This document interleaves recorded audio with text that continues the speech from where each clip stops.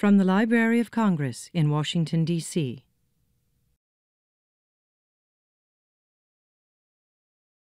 I am so delighted to be here today because I get to introduce Katherine Applegate. I will just come out and say that The One and Only Ivan was my favorite book of the year. And I have three small children, and I apologize with all the scheduling. I had to bring one with me, and she's used to this, and she loves this event as much as I do. But I don't have to tell you that this book was spectacular. I'm reading mostly kids' books, as you can imagine. I do love reading, but with my small children, that's kind of where my focus is. And I adored this book. It came highly recommended to me by a couple of friends, and I started reading it aloud to them. And that first night, of course, they didn't want me to stop, but I had to be a good mom, make them go to bed. So then I took it upstairs, and I read the rest of it that entire night and sacrificed my own sleep. And the next day, they were so mad at me. You read it without us. I can't believe it. What happens? But that's the kind of book it is. I couldn't put it down. And my older child, who is now in 3rd grade, at the end of that spring, took it himself, couldn't wait for me to read it out loud. He read it all himself. My 1st grader, you know, he's emerging reader, is trying to read it on his own, and this one isn't reading yet, but I imagine she is gonna wanna read it too, and she said she's so excited to meet you. She'll be shy, but she wrote it. This book is so beautifully written. It is a story that is both heartbreaking and uplifting, and I felt so deeply for the wonderful characters in this book, and I cried and I laughed through the short, beautiful chapters, and even after some of the passages, as you can imagine, I had to stop and pause and put the book down for a minute and just sit with what I had just written, what I just read. It is just a book and a story that'll just move you, and I imagine you already feel that. This book won the Newbury Medal, as you know, but Katherine Applegate is a celebrated author. Way before this book was written, she won the Buffalo Storm, wrote the Buffalo Storm, Roscoe Riley Rules, Animorphs. She loves Animorphs. Her novel, Home of the Brave, received the 2008 Golden Kite Award for Best Fiction, the Bank Street 2008 Josette Frank Award for Children's Fiction, and the Judy Lopez Memorial Award honor. This book is a life-changing book, and I don't know if that was her intention, but I don't want to go more into detail about my personal beliefs about it, but I think there are going to be some changes in my life as a result of this book. So, ladies and gentlemen, the wonderful Katherine Applegate.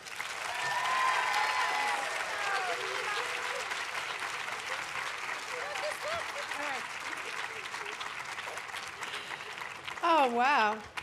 I think that may be the best introduction I've ever had. I feel like I should just leave now because you're going to be disappointed. It is really, really cool to be here. I have never been here before, but I have heard such wonderful things about it. You guys are so lucky to have a festival like this in your own backyard. I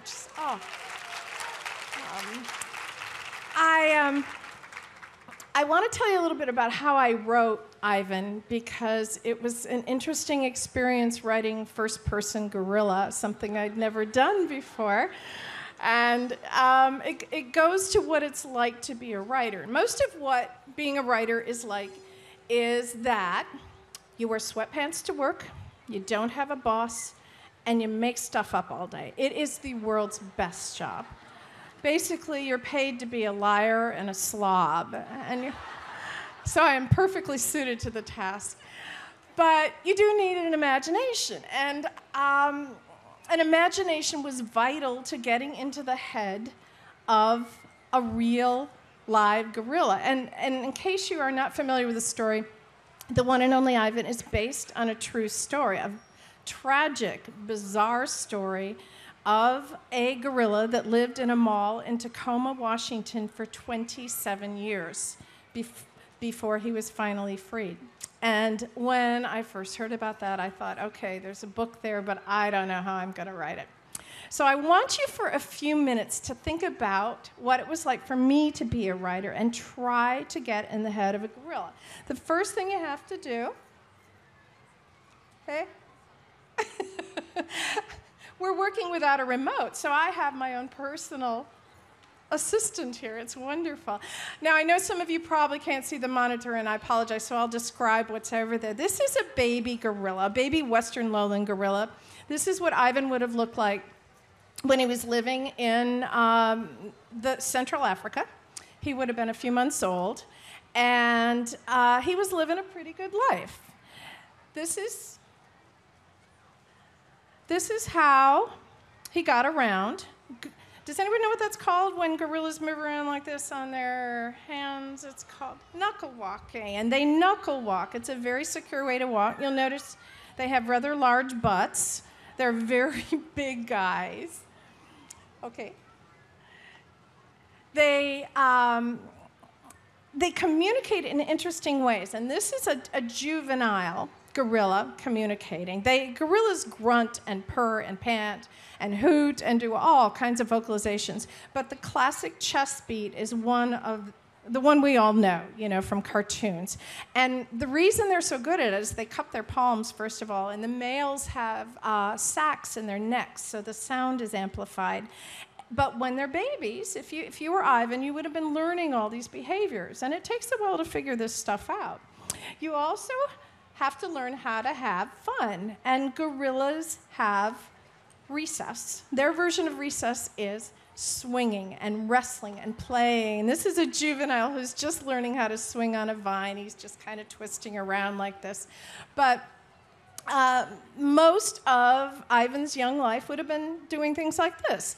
His diet consisted of bananas, mangoes, let's see, what else? Keep going. Leaves, bark, and that wonderful delicacy, the termite, which is a big deal in gorilla land. This is what his family would have liked. Gorillas live in large groups. There's always a silverback, who's the head honcho, and there will be some blackbacks, younger males, females, and some cousins. And so Ivan had an extended family.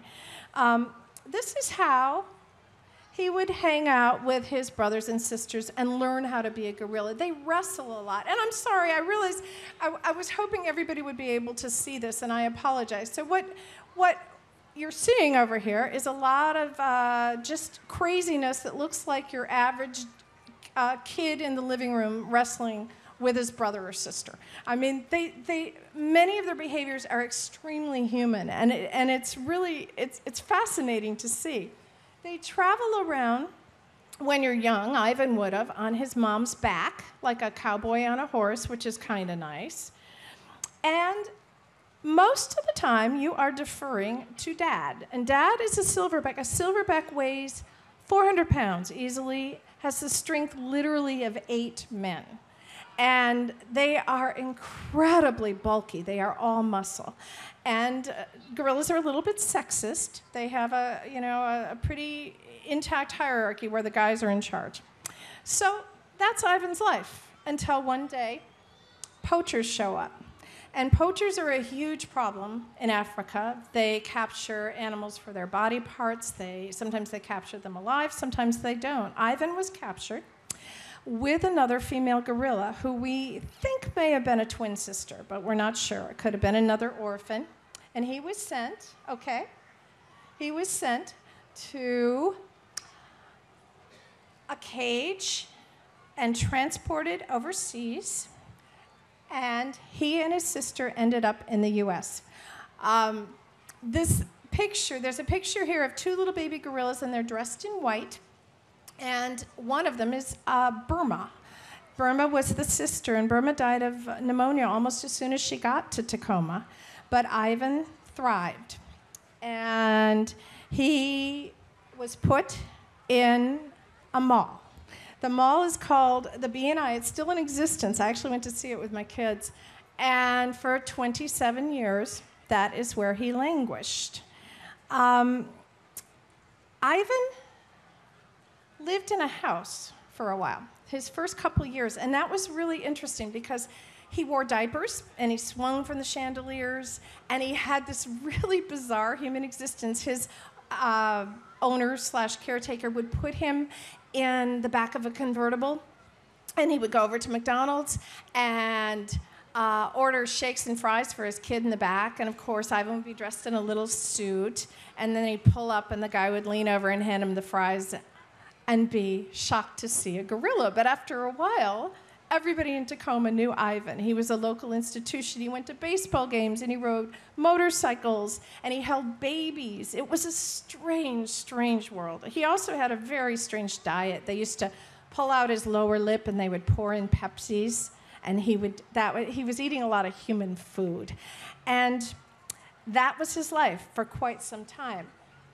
Now, unfortunately, baby gorillas, cute little baby gorillas, have a tendency to grow up, and they look a little like King Kong. They get really, really big, and suddenly they had this enormous animal, and they decided they had to build a cage.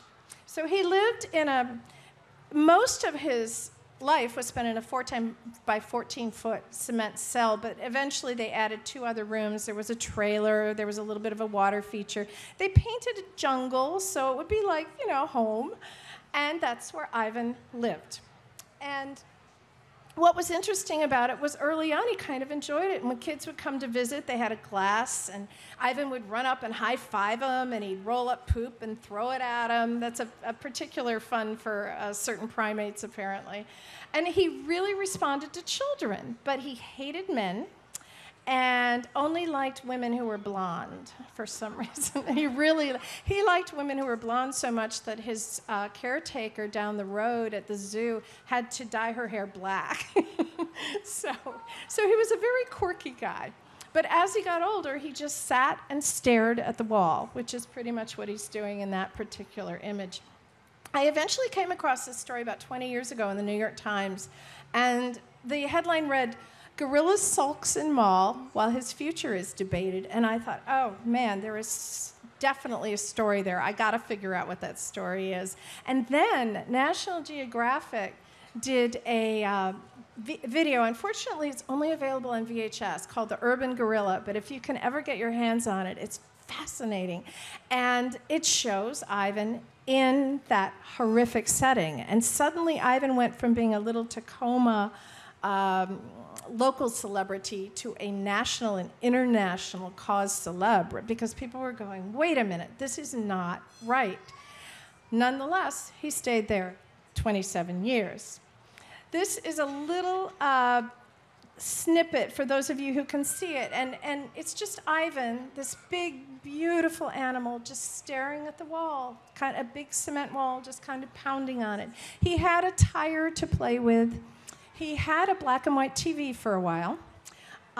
Somebody told me, who used to go visit him, that he had a lazy boy lounger for a while. But fundamentally, he had a very sad life. And as our attitudes toward animals in captivity changed, attitudes toward Ivan changed, and people began to get outraged. But that took a long time. So I'm looking at all this, and I've written a lot of books. I've written, I don't know, my husband and I have written a lot together, so like between us, like 150 books. And I had even written some Animorphs with a gorilla in them, so I thought I could handle this. But it turned out to be a lot harder than I thought. This, for those of you who can see, is my official author photo. It is me sitting in a bed with bunny slippers and pajamas. And I am surrounded by a mountain of crumpled paper. I had my kids get like 2 reams of paper, and they just sat there all day crumpling it for me and throwing it at me. But that's what writing is. And for those of you who like to write or are learning to write, please remember, writing is all about rewriting. And you have to learn to love the rewriting, because you're going to make mistakes. I got halfway through Ivan, and I had this little slip of paper. I've saved it and framed it, and it says, the question is, do I give up on Ivan or not? I mean, I was sure this book was never going to be a book. I was ready to give up, and that is so much part of writing. And I know that a lot of you like to read, and a lot of you may think about writing, and remember that. I know your teachers tell you that, but it's so true. And if you go into it knowing you're going to make lots of mistakes, it's a lot more fun. So I made a lot of mistakes. I knew some things. I knew that I didn't want... Go ahead. I didn't want this kind of gorilla. I didn't want a big King Kong kind of thing, and I didn't want a game, and I didn't want a TV cartoon. I wanted, okay, one more. This kind of gorilla. This is an illustration from the book by Patricia Castileo was the illustrator. And I think she did a lovely job creating a look that was both gentle and intelligent and moving. And while I'm here, I'm going to pass this around. This is a picture of the real Ivan. And this was taken by his zookeeper. And I like to pass it around. I meant to do it a little earlier. So just, pass it around. And I want you to look at his eyes, because you will see, it depends on the person. You may see a soul. You may see consciousness. You may see intelligence. To me, it's really remarkable. It's like looking at a human. Can you pass that along? Thank you. And I was very honored to have that, because that was one of the last photos they took of Ivan. He had gotten quite old. He was like 51 at that point. So I had what Ivan looked like, and kind of what I decided he would be intelligent and patient and kind and long-suffering, because he'd been stuck in that mall for 27 years, obviously. I needed a sidekick. So I created Bob, the dog, who looks remarkably like my own bratty little rat dog at home named Stan. And Bob was very useful for comic relief. He's a sarcastic little guy, but he was very helpful also because you need an interlocutor in a book. You need someone to talk to. And in the real Ivan obviously didn't have that option. So as I took Ivan's story, I began to fictionalize it more and more, realizing if I told it journalistically, there wasn't much of a story there. So I had Bob, and then I added Julia. My daughter's name happens to be Julia, and I wanted a human character with whom he could interact. I added a few other characters around the periphery, and then I started writing. And the first 3 lines of Ivan read, "Hello, I am Ivan. I'm a gorilla. It's not as easy as it looks." And that is not just the first 3 lines. Kids love it when I tell them that's the first chapter, because it really is. And the wonderful thing about this book, even though it's like 300 pages, it's full of white space and illustrations, and that was deliberate. I wanted to reflect in the writing. I wanted the book, the pages, to look like Ivan's life. Ivan's life was very spare, and I wanted it to be, a kind of spare sort of prose. And it helped me as I was writing to remember what his life was really, really like. So I had all that. I added Ruby, the baby elephant, giving Ivan a motivation to want to change because he wants to save her. And I had a book. And that's how I started putting all the pieces together. And from there, I did lots of research. One of the things I was fascinated by was circuses. I've gone to circuses. I'll bet a whole lot of you have gone to circuses. And I didn't realize how difficult and tragic and heartbreakingly horrific the conditions can be for elephants and for other wild animals in circuses. And I tried to incorporate that into the book a little bit as I went. And eventually, I felt like I had a book. But I'll tell you something, it took a long time. And what's been so gratifying is that the Newbury has brought not just my book, which is really cool, but Ivan's story and the story of this animal and how humans worked to change his life and get him into a better place. And he did end up in a lovely zoo. And that, to me, is really the heart of the story, that humans came through in the end. There's a line in the book, zoos are how humans make amends. And I think that's more than anything what I wanted to say. So do you guys have some questions? We have a few more minutes, and we could do a few. Anybody? I think we may have some microphones scattered about. Oh, there's one over there. Hi, thank you for your wonderful talk. Thanks. I was wondering if you could talk a little bit about how you were paired with your illustrator. I just wondered, do you get to choose from a certain list that you know what their illustrations look like, or how does that work? The author has nothing to do with it. And that's probably a really good thing. That is so much a question. The editor has a stable, the art department of illustrators who've submitted portfolios or people they've worked with before. And they go, and in this particular case, she had done a lot of animal illustrations that they thought were very evocative.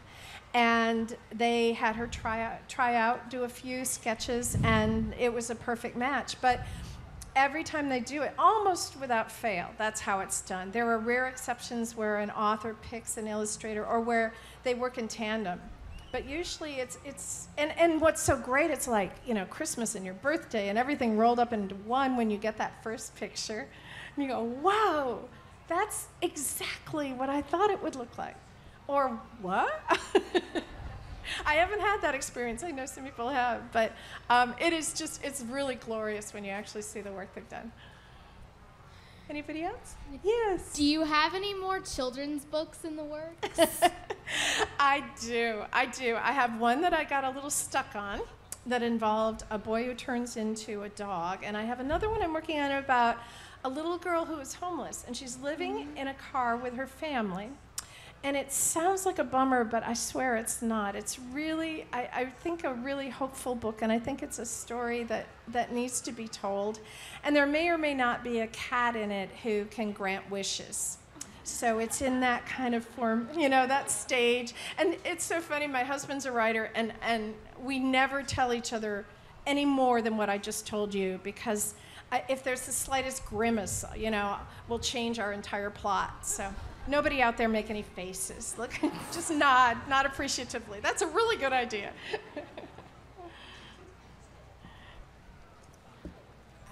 Animorphs was one of my first experiences with science fiction. As a child, I won't say how old I am. Mine too. But I know there's a lot of research you can do when you're creating characters that are found on Earth, like Ivan. But what was your process like when you're creating these aliens that were featured in the Animorphs? Oh, book? that's fun. That's really fun. Because, you know, the sky's the limit. And, you know, talk about people illustrating. What's been fascinating is that it has generated tons of fan fiction. And you go online, and these kids do these most amazing illustrations, and they're often quite varied. You know, you take that. Well, of course, they have the cover to work from, and of course, their own imaginations. But it just blows me away when I see that stuff. But it's really fun because, in fact, I just signed to do a trilogy where I'm doing exactly that. I'm going to create some species, and I'm really looking forward to it. It's like cooking, only I shouldn't use that analogy because I can't cook, but you know. So I think it'll be fun. Why did you decide to name the elephant Ruby? Because that's my name too. Oh, you know, it just seemed like such a perfect name because she was such a sweet and smart and delightful elephant. So I'm guessing totally, but she's lived in a circus. She's had no exposure to the real world. So she doesn't know what a refrigerator is. She doesn't know what anything is. And it was really fun because that was some, you know, I think Ruby provided some good laughs. I liked writing Ruby. I'm just wondering why you made Tobias in the Animorphs become a red-tailed hawk, because it's in the first book, and he's hiding from the Yerks, and all of a sudden he comes to Jake's house, and he's a red-tailed hawk. Oh, wow. You guys, there's always one of you. You know what I usually get? I usually get someone to raise their hand, they're always in the back, and they go, "Why did you end it that way?" And then I just leave the room. Well, a hawk was so... If you're asking, did he acquire the hawk morph, there were moments in Animorphs where we may have made some minor mistakes because we wrote a book a month and we had a newborn baby. It was my husband and I were writing frantically. And so somebody actually put a thing online. It was called KASU, and it stood for Katherine Applegate Screw-Ups. And it was all the mistakes, the continuity errors that we'd ever made in Animorphs. And it went on for several pages. But the reason for the red-tailed hawk was because it was so poetic. And it seemed he had had such a sad life, you know, that I wanted him to have some freedom. So I love you guys. You're my favorite readers in the world because you're so passionate. I'm a big fan. Oh, thank you. Oh, that's so great. I think we have time for one more question. When you were researching for the book, did you meet Ivan? And if you did, what was it like to meet him? Oh, I tried. I sat outside the Atlanta Zoo with my daughter in the rain for, I think it was 3 hours, and she was not happy. And he never came out because he hated rain. And I was so disappointed until I realized, you know what? He was exercising some control over his life. And how sweet was that? What's funny, I'll tell you one quick story about Ivan. He hated anything damp, so he carried around burlap coffee bags with him, like a baby, you know, like a little kid carries a blankie around? Well, for Ivan, it was a burlap coffee bag, and he would put it under his butt and under his hands, and he would walk around on the grass like that because he didn't like to get wet. He was a very fussy guy. But I always thought that was so sweet. And at his memorial service, they draped a burlap bag over his plaque so everybody would know. And it was very touching. So, listen, thank you so much. You have been an absolutely perfect audience. This has been a presentation of the Library of Congress. Visit us at loc.gov.